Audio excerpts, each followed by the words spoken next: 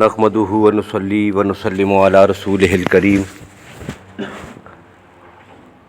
اما بعد فاعوذ باللہ من الشیطان الرجیم بسم اللہ الرحمن الرحیم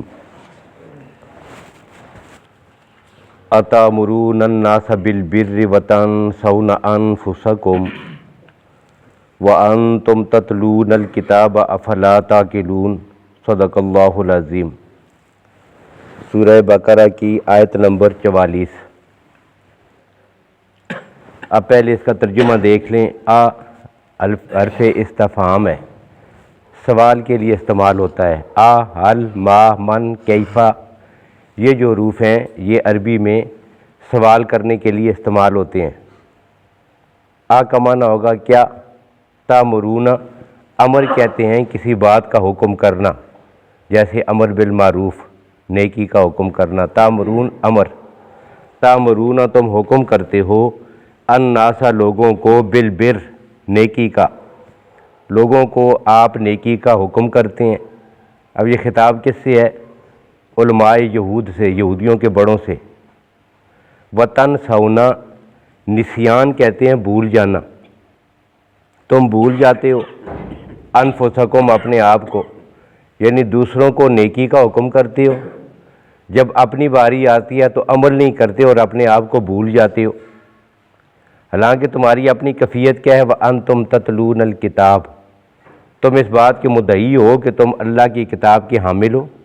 آسمانی کتابوں کا علم تمہارے پاس ہے، تم ان کو پڑھتے ہو۔ اب اس میں تو یہی لکھا ہوا ہے کہ دوسروں کو حکم بھی دیں اور خود عمل بھی کریں، لیکن دوسروں کو اچھائی کا کہتے ہو، خود عمل نہیں کرتے۔ افلا تعقلون، کیا پس تم عقل نہیں رکھتے؟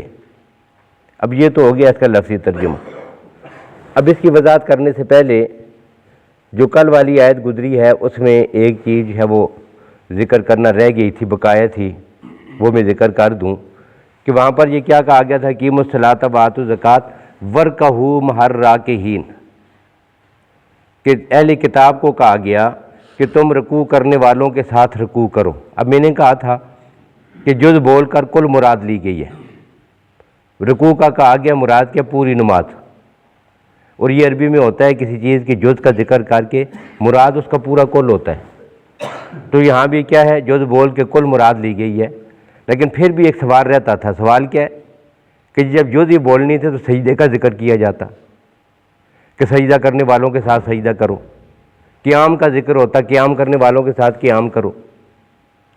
تو یہ صرف پھر سجدے رکوع کی کیا خصوصیت تھی کہ رکوع کا ذکر ہوا ہے اور سجدے اور قیام کا اور قعدے کا، یہ بھی تو نماز کے ارکان ہیں، کسی اور رکن کا ذکر کیوں نہیں ہوا؟ تو یہاں پر مفسرین نے پھر ایک دلچسپ بات لکھی ہے، وہ یہ ہے کہ اہل کتاب کے ہاں جو عیسائی اور یہودی ہیں نا، ان کی جو نماز تھی اس میں رکوع نہیں تھا۔ یہ رکوع والی جو نماز ہے نا، یہ خصوصیت ہے نبی اکرم صلی اللہ علیہ وسلم کی امت کی۔ جن جن امتوں پر نمازیں فرض تھیں یا روزے فرض تھے نا، روزوں کی تشریح میں انشاءاللہ بات آئے گی، یہ عبادات جن پہ فرض تھی نا، تو ان عبادات کی کیفیات وہ نہیں تھیں کہ جو آج ہمارے لیے ہیں، نہ روزوں کی نہ نماز کی۔ تو اپنی اپنی ایک کیفیت ہر امت کے لیے نبی کے ذریعے الگ دی گئی ہے۔ تو یہودیوں کے لیے جس نماز کا ذکر قرآن پاک میں بھی ہے اور ان کی کتابوں میں تھا کہ جس کو انہوں نے عملی طور پر اور اعتقادی طور پر بھی ایک جماعت نے بالکل چھوڑ دیا تھا،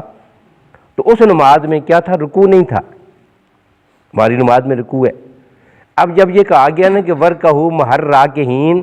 اس میں انہیں جہاں پر نماز جماعت کے ساتھ پڑھنے کا حکم دیا گیا ہے، وہاں اس سے پہلے ان کو ایمان لانے کا بھی ترغیب دی گئی ہے کہ بھئی رکوع والی نماز کب پڑھو گے؟ یہ نہیں کہا گیا کہ یہودی ہو اور اسی حالت میں یہودی ہی رہو اور نماز پڑھو، نہیں، بلکہ جب کہا گیا نا کہ رکوع کرنے والوں کے ساتھ رکوع کرو، تو اس کا معنی یہ ہوا کہ پہلے مسلمان ہو جاؤ،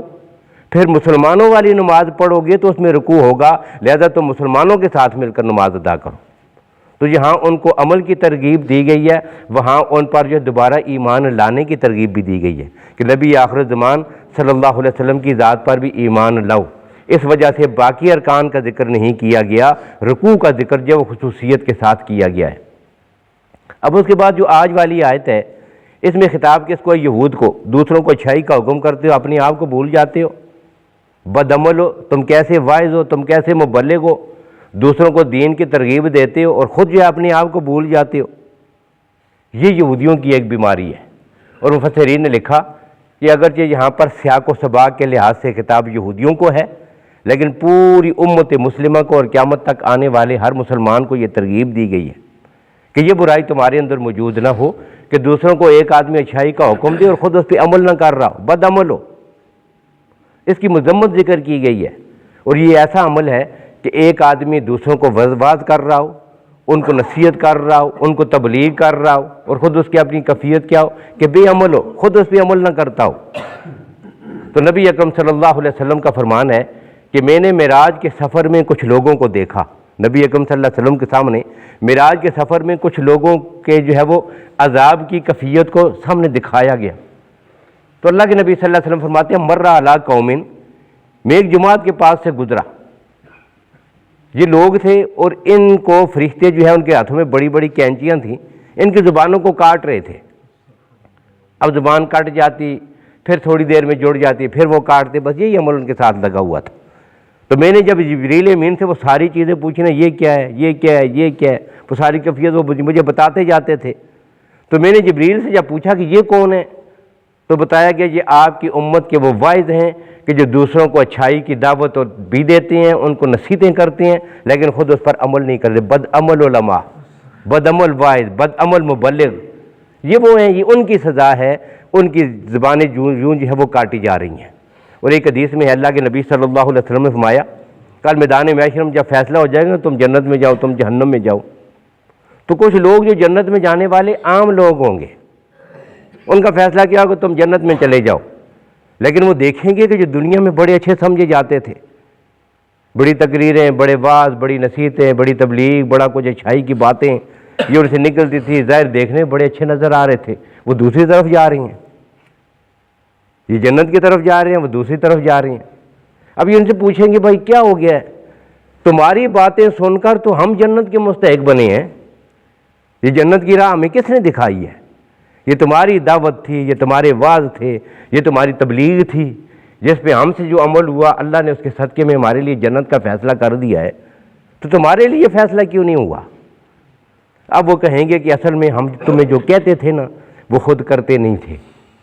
یہ ہے یتامرون الناس بالبر وتنسون انفسکم، اور اسی وجہ سے مفسرین نے اس کی ایک مثال ذکر کی، ایسا عالم، ایسا واعظ، ایسا مبلغ کہ جو دوسروں کو اچھائی کی دعوت دیتا ہے خود اس پہ عمل نہیں کرتا، اس کی مثال اس اندھے کی طرح ہے کہ جس کے ہاتھ میں لالٹین پکڑی ہوئی ہے، چراغ ہے، رات کو وہ اندھیرے میں چلتا ہے، ساری مخلوق اس سے روشنی حاصل کر کے راستہ دیکھتی ہے، لیکن خود اندھا ہونے کی وجہ سے اس چراغ سے اسے کوئی فائدہ نہیں ملتا۔ اسی وجہ سے جو قرآن و سنت سے اللہ کے دین سے فائدہ خود نہیں اٹھاتے، دوسروں کو تبلیغ کر رہی ہیں، دوسروں کو فائدہ ہے، وہ راستہ دیکھ رہی ہیں، لیکن خود جو ہے وہ اندھا بنا ہوا ہے اور اس صراط مستقیم پہ نہیں چل رہا۔ تو یہ ایسے لوگوں کی مذمت ذکر کی گئی ہے۔ اب یہاں پر پھر مفسرین نے یہ مسئلہ بھی بڑی تفصیل کے ساتھ لکھا کہ اس سے یہ لازم نہیں آتا کہ بے عمل آدمی یا فاسق آدمی یا گناہگار آدمی وہ دوسروں کو وعظ و نصیحت نہ کرے یا تبلیغ نہ کرے۔ بس یہ سمجھ لینا کہ جی بس اب چونکہ میں خود عمل کر نہیں سکتا، میں نماز میں سستی کر جاتا ہوں، مجھ سے زکوٰۃ ادا نہیں ہوتی۔ اب یہ یہودیوں کا طریقہ کار کیا تھا، جس آیت کے ضمن میں یہ بات کہی گئی ہے، تو ان کا یہودیوں کا چونکہ ذکر ہے اور ان کا طریقہ کیا تھا، طریقہ ان کا یہ تھا کہ ان کے جو آدمی، ان کے رشتہ داری کے، برادری کے، ان کی جو عوام حضور صلی اللہ علیہ وسلم کی نبوت کو، رسالت کو مانتے تھے، ان کو بتاتے تھے بالکل ٹھیک کر رہی ہو، ان کو نہیں روکتے تھے، انہیں کہتے تھے بالکل ٹھیک ہے، ہماری کتابوں میں یہ باتیں لکھی ہوئی تھی تو تم نے مان لیا تو ٹھیک بات ہے، لیکن خود جب اپنی باری آتی نا تو نفسانی خواہشات ہیں، دنیا کے مفادات ہیں، اپنے عہدے ہیں، اور آگے چل کر دو بیماریوں کا ذکر آئے گا، ایک ہے حب مال اور ایک ہے حب جاہ، دنیا کے مال کی محبت ہے، دنیاوی مفادات ہیں، اور دوسرا یہ ہے کہ عہدہ، منصب، شہرت، عزت، بس اس کے پیچھے وہ حق بات کی طرف نہیں آ رہے اور باطل کو نہیں چھوڑ رہے۔ یہ دو بیماری یہود کی یہاں پہ اگلی آیت میں ذکر ہو رہی ہیں۔ تو خود یہ مانتے نہیں تھے، اب کہا گیا کہ دیکھو ان کو کہہ رہے ہو، باقی عوام کو کہتے ہو، اچھائی کی بات بتا دیتے ہو، ان کو خود عمل کرنے کی باری آتی ہے تو عمل نہیں کرتے۔ اب یہاں پر مفسرین نے اگلا جو مسئلہ لکھا وہ کیا ہے کہ اس سے یہ لازم نہیں آتا کہ بد عمل آدمی یا بے عمل آدمی وہ دوسروں کو تبلیغ نہ کرے، ان کو نصیحت نہ کرے، تقریر نہ کرے، وعظ نہ کرے، دوسروں کو برائی سے نہ روکے، ان کو نہ سمجھائے، ایسی بات نہیں ہے، بلکہ کیا ہے خود اچھا عمل کرنا یہ الگ نیکی ہے، دوسروں کو نیکی کی دعوت دینا یہ دوسری نیکی ہے۔ اب ایک نیکی سے محروم ہونے سے یہ لازم نہیں آتا کہ بندہ دوسری نیکی نہ کرے۔ مثلا ایک آدمی نماز نہیں پڑھتا نا، تو اسے یہ لازم نہیں آتا کہ وہ روزہ بھی نہ رکھے، جب وہ نماز نہیں پڑھتا ہے گناہ کا کام کر رہا ہے، لیکن اس سے یہ ضروری نہیں ہے وہ کہے کہ چونکہ میں نماز نہیں پڑھ رہا لہذا میں روزہ بھی نہیں رکھتا، نہیں، بلکہ نماز نہ پڑھنا یہ الگ گناہ ہے، روزہ نہ رکھنا الگ گناہ ہے، خود عمل نہ کرنا یہ الگ گناہ ہے، اور دوسروں کو برائی سے نہ روکنا اور اچھائی کی دعوت نہ دینا یہ الگ گناہ ہے۔ اس لیے دونوں چیزیں الگ الگ ہیں، اور اسی وجہ سے امام مالک رحمہ اللہ نے سعید ابن جبیر رحمۃ اللہ تعالیٰ علیہ جو مشہور تابعی ہیں، ان کا ایک فرمان نقل کیا کہ اگر کوئی آدمی یہ سمجھتا رہے کہ میں اس وقت دین کی دعوت دوں گا اور تبلیغ کروں گا کہ جب میں خود بالکل ٹھیک ہو جاؤں گا، اپنا محاسبہ کرے اور سوچے، یعنی ضروری اور چاہیے تو یہ ہے کہ وہ خود عمل کرے، لیکن اگر اس سوچ میں وہ پڑ جائے گا کہ پہلے میں ٹھیک ہو جاؤں گا، سارے گناہ مجھ سے چھوٹ جائیں گے، پھر دوسروں کو اچھائی کی دعوت دوں گا، تو اس صورت میں دنیا میں دین کی دعوت دینے والا کوئی بھی باقی نہیں رہے گا۔ بھئی کون ہے کہ جو اپنے آپ کے بارے میں یہ دعویٰ کرے کہ میں سارے گناہوں سے پاک ہوں؟ تو پھر یہ لازم آئے گا کہ وہ دین کی دعوت اور تبلیغ اس وقت شروع کرے کہ جب وہ سارے گناہوں سے پاک ہو گیا ہے، تو ایسا تو کوئی بھی نہیں، پھر یہ سارا کام ہی روک کے رہ جائے گا۔ اور اسی وجہ سے حضرت حسن رضی اللہ تعالیٰ عنہ کا جو فرمان ہے وہ یہ فرمایا کرتے تھے کہ جو آدمی یہ سوچ کر دین کی دعوت سے اور تبلیغ سے اور واعظ سے اور نصیحت سے اور دوسروں کو اچھائی کی بات بتانے سے روک جاتا ہے کہ مجھ سے عمل نہیں ہو سکتا، تو شیطان تو یہی چاہتا ہے، یہ تو شیطان کے عمل کو وہ پورا کر رہا ہے۔ اس لیے یہ دونوں چیزیں الگ الگ ہیں۔ کیا یہاں یہ نہیں کہا گیا کہ جو آدمی بے عمل ہو وہ تبلیغ نہ کرے، بلکہ کیا کہا گیا ہے کہ جو آدمی تبلیغ کرے اسے چاہیے کہ وہ بے عمل نہ ہو۔ اب ان دونوں باتوں میں فرق ہے۔ ایک یہ ہے کہ جو آدمی دعوت دے رہا ہو وہ بے عمل نہ ہو، یہ کہا گیا ہے۔ اب جو آدمی بے عمل ہو وہ دعوت نہ دے، یہ نہیں کہا گیا ہے، اور ان دونوں چیزوں میں فرق ہے۔ اب یہ دوسری بات تھی۔ اب یہاں پر اسی آیت میں ایک تیسری بات بھی ہے جس کی طرف اشارہ کر کے بات ختم کرتے ہیں، وہ یہ ہے کہ یہاں پر خصوصیت کے ساتھ واعظین کو، بڑوں کو، مبلغین کو، ان کو یہ کہا گیا، اخبار کو، ان کے رہبان کو، علماء کو، ان کو مخاطب کیا گیا۔ اتامرون الناس بالبر وتنسون انفسکم، دوسروں کو اچھائی کا کہتے ہو اپنے آپ کو بھول جاتے ہو۔ تو کیا یہ کام کرنا کہ دوسروں کو آدمی اچھائی کا کہے اور خود بھی عمل کرے، یہ عمل کرنا سب کے لیے ضروری نہیں ہے، صرف علماء کے لیے ضروری تھا؟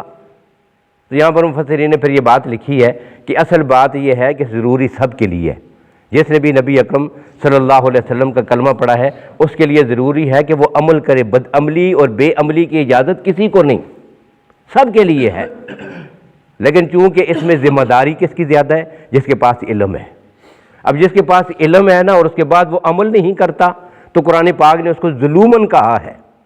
اور جس کے پاس بیچارے کے پاس علم ہی نہیں ہے اور اس کی وجہ سے وہ عمل نہیں کر پا رہا تو اس کو قرآن پاک نے جہول کہا ہے، جاہل کہا ہے۔ اب نہ واقف ہونا یہ الگ بات ہے،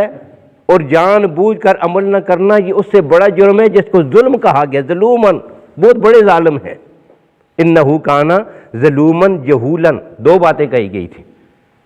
اب جس کے پاس علم ہے اور اس کے بعد عمل نہیں کرتا اس کو ظلوم کہا گیا، بہت بڑا ظالم، اور جس کے پاس علم ہی نہ واقف ہے اس کو کہا گیا بہت بڑا جاہل۔